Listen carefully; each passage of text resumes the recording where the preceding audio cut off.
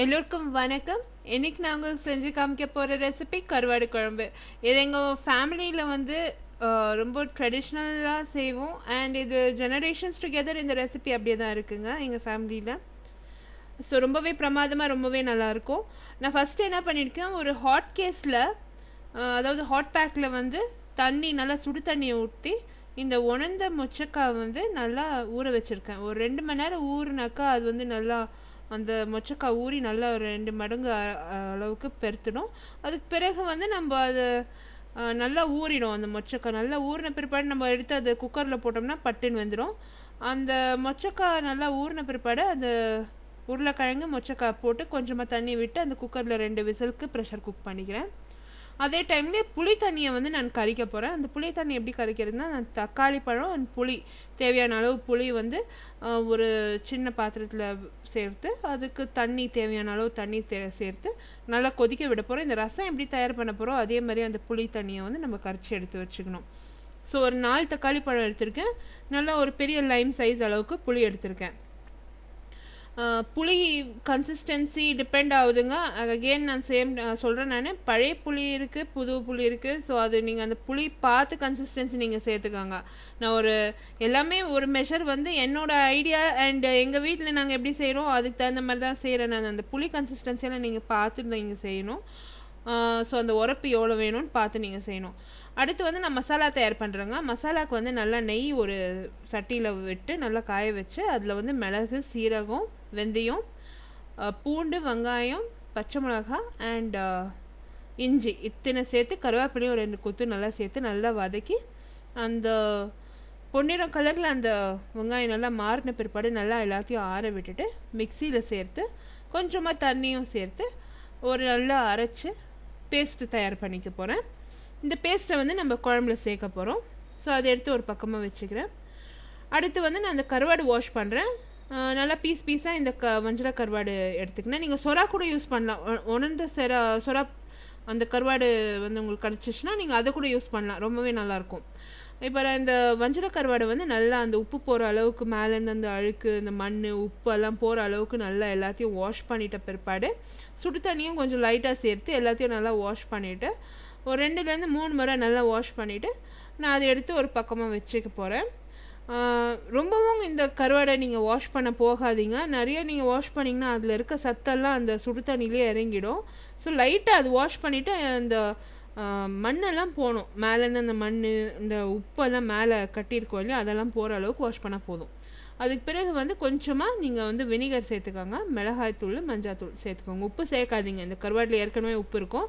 So இது அத்தனையும் வந்து நம்ம சேர்த்து நல்லா பெசரி ஒரு பக்கம் எடுத்து நல்லா ஊற வைக்க போகிறோம்.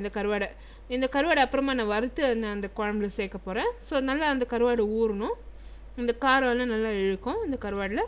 அடுத்து வந்து நல்லா நெய் சேர்த்துருக்கேங்க. அதே சட்டியில் நான் வந்து அந்த மசாலா தயார் பண்ணேன் அதே சட்டியில் எடுத்துக்கினேன்.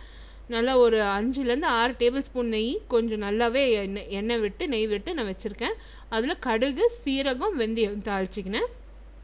அதுக்கு பிறகு அந்த மசாலா நான் தயார் பண்ணி வச்சேன் வெங்காய மசாலா, அந்த மசாலாவையும் சேர்த்துக்கினேன். நம்ம இந்த நெய் எண்ணெயில் மட்டும் இந்த கை நல்லா இருக்கணும் இந்த ரெசிபிக்கு. ஸோ கொஞ்சம் அதிகமாகவே இந்த மசாலாவுக்கு நம்ம இந்த குழம்புக்கே கருவாடு குழம்புக்கு எண்ணெய் கொஞ்சம் அதிகமாகவே இருந்தாக்கா கொஞ்சம் ருசி நல்லாயிருக்கும். அண்ட் அது ப்ரிசர்வ் ஆகும் அந்த குழம்பு. அவ்வளோதான், கொஞ்சம் அதிகமாக எண்ணெய் விடுங்க, எண்ணெய். அது பிறகு நான் 2 கொத்து கருவேப்பிலை சேர்த்துக்கினேன். அண்ட் பெருங்காயம் கொஞ்சம் ஒரு தூள் எனக்கு சேர்த்துக்கினேன், அதாவது ஒரு 2 பிஞ்சு சேர்த்துக்கினேன். எனக்கு எதோ வார்த்தை வருது, எனக்கு கன்ஃபியூஸ் ஆகுது. ஏன்னா இந்த வீடியோ ரொம்ப ரேப்பிடாக போகுது. ஸோ அதனால் கொஞ்சம் கன்ஃபியூஸ் ஆகுது, கொஞ்சம் எல்லோரும் அட்ஜஸ்ட் பண்ணிக்கோங்க. அதுக்கு பிறகு வந்து நான் இந்த சாம்பார் வெங்காயம் அண்ட் பூண்டு சேர்த்துக்கினேன். நல்லா கொஞ்சம் சாம்பார் வெங்காயம் அண்ட் பூண்டு கொஞ்சம் நல்லா இடிச்சிட்டு நான் சேர்த்துருக்கேன். அதே டைமில் மிளகாய்த்தூள், மஞ்சத்தூள் அண்ட் மல்லித்தூள் சேர்த்து கொஞ்சம் நல்லா ஃப்ரை பண்ணிவிட்டு ஒரு 10 மினிட்ஸ் அந்த லைட்டாக பொன்னிறம் கலர் அந்த வெங்காயம் வரணும். ஸோ அது வரைக்கும் நல்லா ஃப்ரை பண்ணியிருக்கேன். அடுத்து வந்து நான் இந்த வெங்காயம்லாம் நல்லா ஃப்ரை ஆகிற வரைக்கும் இந்த கருவாடு வந்து இன்னொரு சட்டியில் கொஞ்சம் 2 டேபிள் ஸ்பூன் எண்ணெய் விட்டு அந்த கருவாடை நல்லா கோல்டன் கலரில் ஃப்ரை ஆகிறதுக்கு ஆல்ரெடி சேர்த்துட்டேன். அந்த வறுத்த கருவாடு போட்டால் நல்லாயிருக்கும். நீங்கள் வந்து அந்த பச்சை கருவாடு அப்படியே சேர்த்திங்கன்னா கொஞ்சம் நீச்சு அடிக்கும். ஸோ அது கவுச்சி வாசனை வரும். ஸோ அது எனக்கு பிடிக்கிறதில்ல.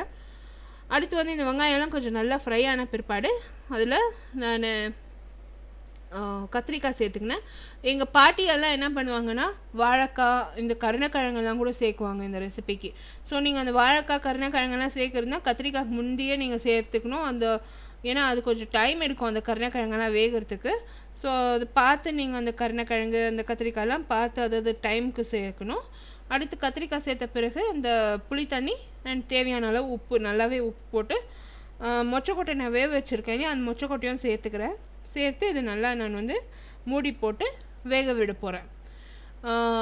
இது வந்து அந்த கத்திரிக்காய் வந்து இழையிற அளவுக்கு வேக வைக்காதீங்க. கொஞ்சம் நல்லா கெட்டியாகவே இருக்கணும் கத்திரிக்காய், அட் த சேம் டைம் வெந்திருக்கணும். ஸோ அந்த டைமில் வந்து நம்ம அந்த உருளைக்கிழங்கு வேவிச்சோம் இல்லையா, அது வந்து நான் அந்த சின்ன சின்ன கோலி உருளைக்கிழங்கு வேக வச்சுக்கினேன். அந்த வந்து பாதியாக வெட்டி அந்த உருளைக்கிழங்கையும் இதில் சேர்த்துக்கினேன்.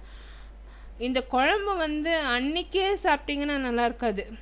ஒரு 2-3 நாள் விட்டு நீங்கள் சாப்பிட்டிங்கன்னா அந்த மசாலாலாம் ஊறி அப்படியே பிரமாதமாக இருக்குங்க இந்த குழம்பு. நிஜமாகவே டேஸ்ட்டு வந்து ஒரு 10 மடங்கு அளவுக்கு கூடும்.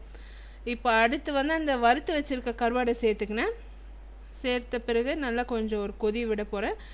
தேவைப்பட்டால் நீங்கள் வந்து முட்டை சேர்த்துக்கலாம், நல்லா வேக வச்ச முட்டை சேர்த்துக்கலாம் உரித்து. இதில் வந்து வாத்து முட்டை யூஸ்வலாக எங்கள் வீட்டில் சேர்க்குவாங்க. இப்போ வாத்து முட்டை அவ்வளோவா கிடைக்காத தொட்டு நாங்கள் வந்து இப்போது அவ்வளோவா எங்கள் ஊருக்கெல்லாம் போகாத தொட்டு அந்த வாத்து முட்டை கிடைக்கிறதில்ல. ஸோ எங்கள் சிட்டியில் என்ன ரெகுலர் கோழி முட்டை தான் கிடைக்குதோ அதுதான் நாங்கள் வாங்கி அதை வேக வச்சு சேர்த்து பண்ணுறோம் குழம்பு. அந்த முட்டைலாம் சேர்த்த பிறகு மூடி போட்டு ஒரு 2 கொதி வந்தால் போதுங்க. அது இமீடியட்டாக நீங்கள் எடுத்து சர்வ் பண்ணணும். கூழ் அண்ட் இந்த குழம்பு, பழைய கருவாடு குழம்பு அண்டு கூழ் வச்சு நீங்கள் சாப்பிடுங்களேன், பிரமாதமாக இருக்கும். கண்டிப்பாக இந்த ரெசிபி எல்லோரும் ட்ரை பண்ணோம். என்னோடய ப்ளாக் விசிட் பண்ணுங்கள். ப்ளாக் லிங்க் நான் கீழே டிஸ்கிரிப்ஷன் பாக்ஸில் போஸ்ட் பண்ணுறேன். அடுத்த புதிய ரெசிபியோடு உங்களை திருப்பியாக சந்திக்கிறேன். அதுவரை நன்றி, வணக்கம். தேங்க்ஸ் ஃபார் வாட்சிங். பாய்.